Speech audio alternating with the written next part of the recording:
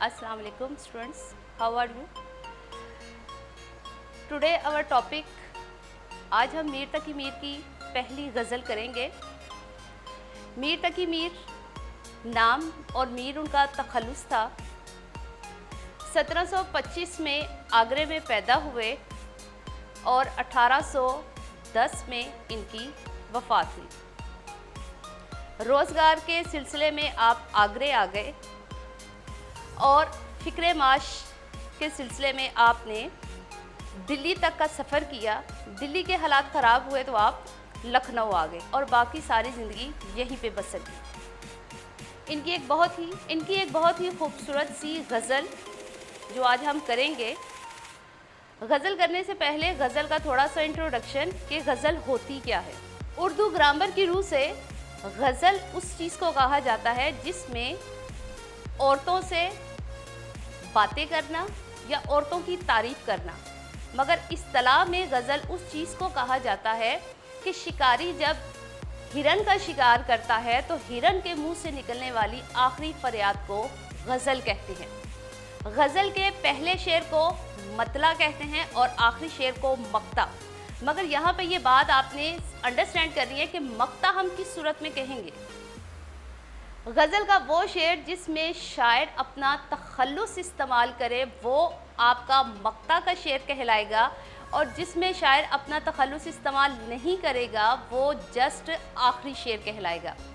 तो हम अपने गज़ल का आगाज़ करते हैं। पहला शेर जैसे, हस्ती अपनी हबाब की सी है, ये नुमाइश एक शराब की सी है। हस्ती का मतलब है ज़िंदगी, हबाब पानी का बुलबुला। हस्ती अपनी हबाब की सी है, नुमाइश दिखावा, शराब धोखा। तो शायर मीर तकी मीर यहाँ पे कहते हैं कि ये जो ज़िंदगी है महज एक धोखा है, दिखावा है, कि इंसान जब इस दुनिया में आता है तो यहीं का होके रह जाता है। इंसान को यहाँ पर आकर अपनी जो उसकी जो हकीकी ज़िंदगी है वहाँ से वो कट जाता है। इंसान को अपने अमाल को दुरुस्त करना चाहिए और अपनी आखिरत की फ़िक्र करनी चाहिए। दूसरे शेर में, नाजुकी उसके लब की क्या कहिए, पंखड़ी एक गुलाब की सी है। दूसरे शेर में शायर अपने महबूब के होंठों की तारीफ बयान करता है। नाजुकी मुलायमियत, नाजुकी उसके लब, लब होंठ, नाजुकी उसके लब की क्या कहिए, पंखड़ी, पंखड़ी कहते हैं गुलाब की पत्ती, गुलाब एक फूल। शायर मीर तकी मीर यहाँ पर अपने महबूब के होंठों की तारीफ बयान करते हुए कहते हैं कि जो मेरे महबूब के होंठ हैं वो बिल्कुल गुलाब की पत्ती की जैसी हैं, यानी कि उसकी नज़ाकत, उसकी नरमी, उसकी मुलायमियत के बारे में वो बात करता है कि जो उसके होंठ हैं वो बहुत ज़्यादा नाजुक। चश्मे दिल खोल उस भी आलम पर, यहाँ की औकात ख्वाब की सी है। तीसरे शेर में शायर जो है वो हमें आखिरत की जो है फ़िक्र उसकी तरफ लेके जाता है। चश्मे दिल, चश्म आँख, चश्मे दिल दिल की आँख। चश्मे दिल खोल उस भी आलम पर, आलम से मुराद यहाँ पे आएगा जहाँ, उस भी आलम पर यहाँ की औकात, हैसियत, कैफियत। तो शायर यहाँ पे कहता है कि दिल की आँख से आखिरत की फ़िक्र कर। शायर मीर तकी मीर यहाँ पर कहते हैं कि ए इंसान, अपने दिल की आँखों से अपनी आखिरत की फ़िक्र कर कि ये जो दुनिया है ये फ़ानी है, ये फ़ना हो जाएगी एक दिन। इंसान जब इस दुनिया में आता है तो इस दुनिया की रंगीनियों में खो जाता है, वो अपनी ज़िंदगी के असल डगर से हट जाता है। तो शायर मीर तकी मीर कहते हैं कि इंसान जब इस दुनिया में आता है तो वो अपनी सारी की सारी जो असल मकसद होता है, असल जो उसका मुद्दा है, वो सब कुछ खो चुका होता है, बल्कि उसको इस दुनिया में आकर आखिरत की गौर व फिक्र करनी चाहिए। और कायनात का एक एक पहलू इंसान को आखिरत के गौर व फिक्र की दावत देता है। तो शायर यहाँ पे ये कहता है कि दिल की आँख से अपनी आखिरत की फ़िक्र कर, क्योंकि जो मौत है वो एक दिन आ जाएगी और ये जो दुनिया है एक ख्वाब जैसी है। और इंसान को पता उसी तब पता चलता है जब मौत उसको आके अपनी आगोश में ले लेती है और इंसान एक धचके के साथ, एक झटके के साथ जब जागता है तो उसको पता चलता है कि मैंने ज़िंदगी में, मैंने दुनिया में आके क्या कुछ गवा दिया है। बार बार उसके दर पे जाता हूँ, बार बार मुसलसल कई बार, बार बार उसके दर दरवाज़ा, बार बार उसके दर पे जाता हूँ, हालत कैफियत, हालत अब इस्तराब कहते हैं बेचैनी को। तो शायर मीर तकी मीर यहाँ पे कहते हैं कि मैं बार बार अपने महबूब के दरवाज़े पर जाके दस्तक देता हूँ, मगर जो मेरी हालत है, जो मेरी कैफियत है, वो क्या है, बहुत ही ज़्यादा बेचैन है। क्योंकि मैं बार बार अपने महबूब के दर के उसकी गली के चक्कर तो लगा लेता हूँ, मगर उसके दर तक जाकर और मुझे महबूब का जो दीदार है वो नसीब नहीं होता। और इस कैफियत में, इस हालत में जो मेरी हालत है वो बहुत ज़्यादा बेचैन हो जाती है, मुझे करार नहीं आता। शायर कहता है कि महबूब का दीदार नसीब हो जाना वो एक शायर के लिए ईद के दिन से कम नहीं होता, क्योंकि शायर के लिए यही सबसे बड़ी खुशी की बात होती है कि उसे अपने महबूब का जो दीदार है वो नसीब हो जाए।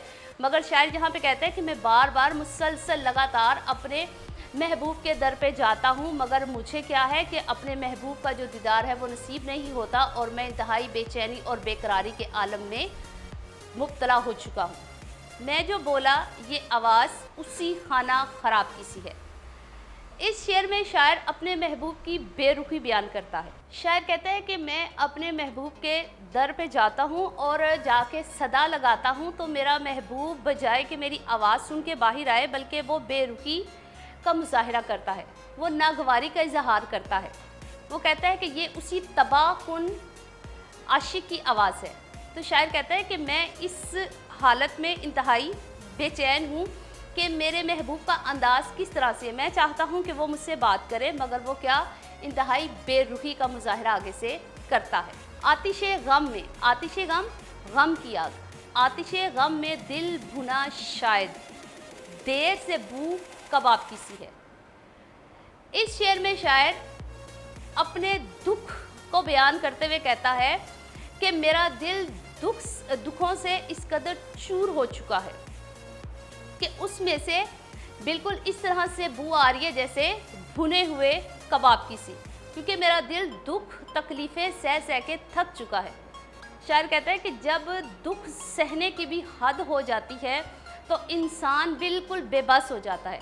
तो शायर यहाँ पे यही कहता है कि मैं इस कदर बेबस हो चुका हूँ, नढाल हो चुका हूँ अपने महबूब की बेरुखी, उसकी अजीब सा अंदाज़ देख देख कर जो मेरी हालत है वो इंतहाई बेचैन और बेकरारी सी है। तो वो कहता है कि आतिशे गम में, यानी कि मेरा दिल इस कदर नढाल हो चुका है कि उसमें यूँ लगता है जैसे कबाब की सी बू आ रही। आखिरी शेर जो है हमारा, आखिरी शेर हमारा मक्ता का है, ज़रा गौर कीजिएगा। मीर उन नीमबाज आँखों में सारी मस्ती शराब की सी है। क्योंकि ये गज़ल मीर तकी मीर की है, तो मीर इस गज़ल के आखिरी शेर में अपना तखल्लुस इस्तेमाल कर रहे हैं। तो मैंने आपको शुरू में बताया था कि आखिरी शेर कौन सा होता है और मक्ता का शेर कौन सा होता है। तो यहाँ पे शायर अपना तखल्लुस इस्तेमाल करते हुए कहते हैं मीर उन नीमबाज आँखों में सारी मस्ती शराब की सी है।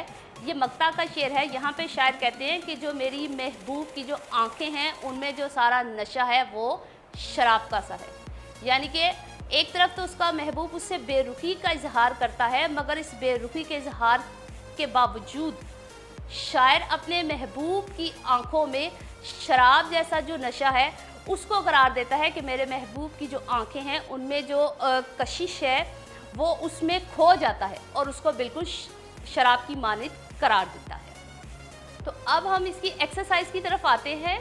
पहला क्वेश्चन है, इस गज़ल में रदीफ कौन कौन से अल्फाज हैं। तो हमने स्टार्टिंग में, अब पहले शेर से स्टार्ट करते हैं। हस्ती अपनी हबाब की सी है, ये नुमाइश एक शराब की सी है। तो इसमें कौन कौन से रदीफ कहते किसको हैं, जो बिल्कुल सेम अल्फाज हों, एक जैसे अल्फाज हों, मिलते जुलते नहीं, सेम अल्फाज हों, जैसे की सी। तो इस गज़ल में हमारा रदीफ कौन सा आ गया, की सी।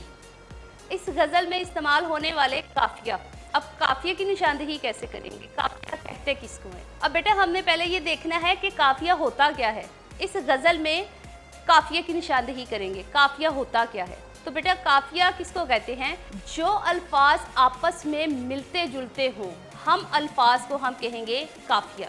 जैसे हबाब, इससे मिलता जुलता कौन सा वर्ड आएगा? सराब। हबाब, सराब, यानी कि मिलते जुलते अल्फाज। मगर काफिया और रदीफ की मैं एक दफ़ा दोनों में डिफरेंस फिर बता दूं कि रदीफ और काफिये में हमेशा बच्चे गलती कर जाते हैं। रदीफ कहते हैं जो बिल्कुल सेम अल्फाज हों, जैसे की, सी, और काफिया किसको कहेंगे?